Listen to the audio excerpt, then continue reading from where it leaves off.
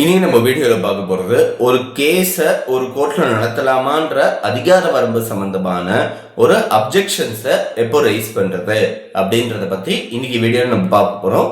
இது purely civil cases point of வியூவில் civil procedure கோர்ட்டில் கொடுக்கப்பட்ட அந்த ப்ரொவிஷன் சம்பந்தமாக இன்னைக்கு வீடியோவில் பார்த்து நம்ம தெரிஞ்சுக்க போகிறோம்.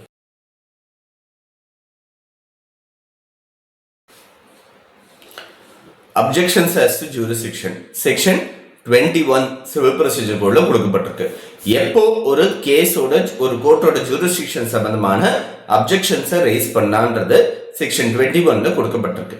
இதுல முக்கியமான ஒரு விஷயம், ஒரு கேஸோட ட்ரையல் ஸ்டேஜ்லேயே அப்ஜெக்ஷன்ஸ் பண்ணாத பட்சத்துல, ஆரம்ப கட்டத்திலேயே விசாரணை நடக்கும் போதே அப்ஜெக்ஷன்ஸ் பண்ணாத பட்சத்துல, அது அப்பீல் ஸ்டேஜ்ல இல்ல ரிவிஷன் ஸ்டேஜ்ல அடுத்த கோர்ட்டுக்கு போகும்போது அப்பீல் ஸ்டேஜ்ல அல்லது ரிவிஷன் ஸ்டேஜ்ல அதே அப்ஜெக்ஷன்ஸை பண்ண முடியாது. ஆரம்பத்திலே இந்த ஜூரிஸ்டிக்ஷன் சம்பந்தமான அப்ஜெக்ஷன்ஸை ரைஸ் பண்ணியா இருக்கணும். அது சரியான முறையில் பண்ணல அப்படின்னா அப்பீல் ஸ்டேஜ்லயோ இல்ல ரிவிஷன் ஸ்டேஜ்லயோ இந்த அப்ஜெக்ஷன்ஸை ரைஸ் பண்ண முடியாதுன்றது செக்ஷன் 21ல கொடுக்கப்பட்டிருக்கு. செக்ஷன் 21ல ஃபர்தர் கொடுக்கப்பட்டது என்னன்னா, இதே objections as to jurisdiction pecuniary limits சம்பந்தமா, அதாவது இந்த கோர்ட்டு பண ரீதியா அந்த கேஸோட மதிப்பீடு ரீதியா இவங்களோட அதிகார வரம்புக்குள்ள இல்ல, உட்பட்டு இல்ல அப்படின்ற ஒரு அப்ஜெக்ஷன்ஸ் ரைஸ் பண்றதுனா இருந்தா கூட, அல்லது எக்ஸிகியூஷன் பெட்டிஷன் சம்பந்தமா, எக்ஸிகியூஷன் ப்ரொசீடிங்ஸ் சம்பந்தமான ஒரு அப்ஜெக்ஷன்ஸ் ஜூரிஸ்டிக்ஷன் சம்பந்தப்பட்ட ஒரு அப்ஜெக்ஷன் ரைஸ் பண்ற விதமா இருந்ததுன்னா கூட அதை ட்ரையல் ஸ்டேஜ்லேயே கேட்டுடணும், ஆரம்ப கட்டத்திலே கேட்கணும்.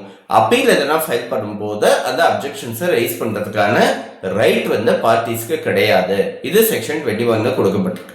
ஸோ இதுலேருந்து என்ன டெரிவேட்டிவ் அப்படின்றத பார்த்தோம்னா, ஒன்று, objection it should be filed at the earliest possible opportunity.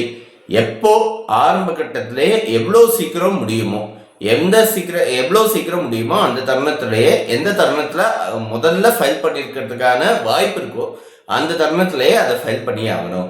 Earliest possible ஆப்பர்ச்சுனிட்டியில அந்த அப்ஜெக்ஷன்ஸை ரைஸ் பண்ணி ஆகணும்ன்றது இருக்கு.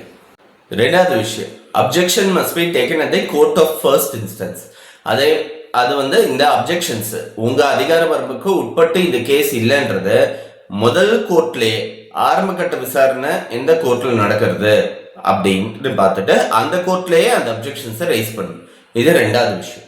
மூணாவது விஷயம், கன்சிக்வென்ஷியல் ஃபெயிலியர் ஆஃப் ஜஸ்டிஸ். இந்த அப்ஜெக்ஷன் ரைஸ் பண்ணி அது நிராகரிக்கப்பட்டதுன்றதுனாலயோ இல்லை இதை ரைஸ் பண்ண ஜூரிஸ்டிக்ஷனுக்கு ரைஸ் பண்ணதுனால இந்த ஜூரிஸ்டிக்ஷன்ல இந்த கேஸ் நடக்கிறதுனால மேற்கொண்டு நீதிக்கு ஒரு ஃபெயிலியர் ஒன்று ஆறா மாதிரி இது இருக்கு. இது ஜஸ்டிஸ்க்கு ஒரு ஃபெயிலியர் ஆறா மாதிரி இருக்கு. இதனால நடக்கக்கூடிய ஒரு ஃபெயிலியர் அப்படின்றது, இந்த மூணு விஷயத்தையும் ப்ரூவ் பண்ண வேண்டியது அவசியம்.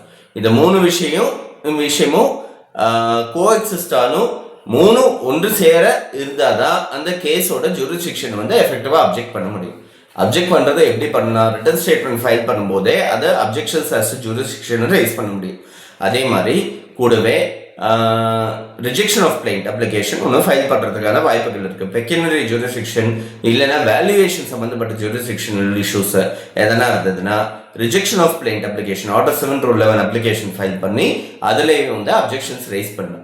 ஒருவேளை அதுக்கு மேலே அந்த அப்ஜெக்ஷன்ஸை ஏற்கப்படலை அப்படின்னா அந்த கேஸ் முடிஞ்சு அப்பலட் ஸ்டேஜில் அதே அப்ஜெக்ஷன்ஸை ரைஸ் பண்ணலாம். ஆரம்பத்திலே அதை ரைஸ் பண்ணி அதை நிராகரிக்கப்பட்டிருந்ததுன்னா அப்பலட் ஸ்டேஜில் அதே அப்ஜெக்ஷன்ஸை ரைஸ் பண்ணலாம். ஒருவேளை ஆரம்பத்தில் அந்த அப்ஜெக்ஷன்ஸை ரைஸ் பண்ணல, அப்பீல் போகும்போது திடீர்னு இவருக்கு ஞானோதயம் வருது, இதே ஜூரிஸ்டிக்ஷனே இல்லையே இந்த கோர்ட்டுக்குன்னு தோன்றது அப்படின்னா அப்பலட் ஸ்டேஜில் அந்த அப்ஜெக்ஷன்ஸை ஏற்றுக்க முடியாது.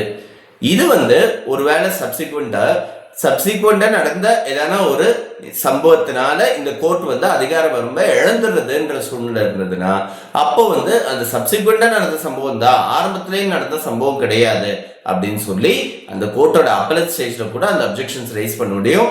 இதெல்லாம் rarest of the rare case. Basically பார்த்தோம்னா ஒரு கேஸ் விசாரணை நடக்கும் போதே அந்த அப்ஜெக்ஷன்ஸ் ரைஸ் பண்ணலன்னா அப்பலட் ஸ்டேஜ்ல அந்த அப்ஜெக்ஷன்ஸ் ரைஸ் பண்ண முடியாதுன்றது செக்ஷன் 21 சிவில் ப்ரொசீஜர் கோட்ல கொடுக்கப்பட்ட அந்த பிரின்சிபல்.